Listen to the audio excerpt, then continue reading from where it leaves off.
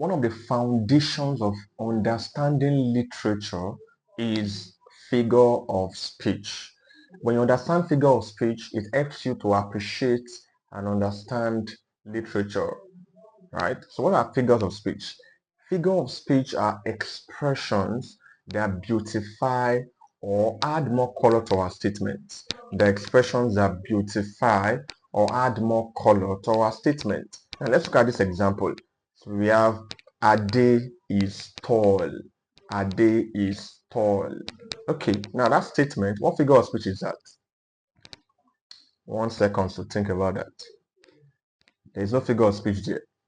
Now let's consider this example. So we have Ade is tall on one side, and we have Ade is as tall as Iroko tree. Ade is as tall as an Iroko tree. Now what do you notice in these two statements? Number one, Ade is tall. Ade is tall. The message is already passed. We know that Ade is tall, right?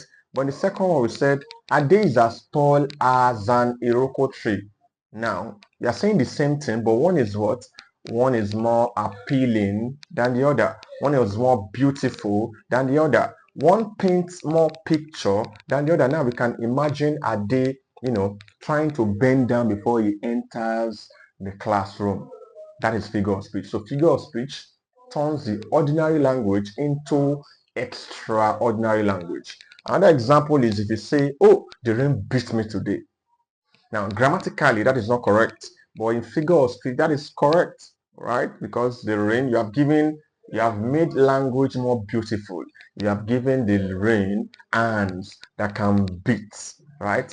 That is figure of speech. So figure of speech are expressions that beautify our language. So figure of speech, another example is figure of speech is like white rice. Sorry, normal language is like white rice, and figure of speech is like jollof rice. So white rice, so cook white rice is not hard, right? You wash your rice, you drain your rice, and then you put your rice on the fire.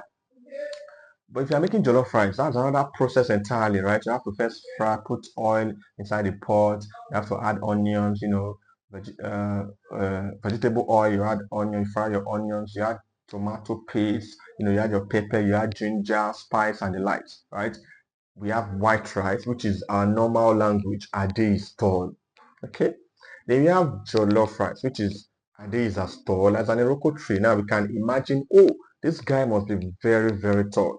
That is figure of speech, right? So if you say, oh, I can eat a mountain of eba, I can eat a mountain of fufu. That is what? Figure of speech, because can you eat a mountain of fufu? No. What are you doing? You have beautified language there, and that is figure of speech.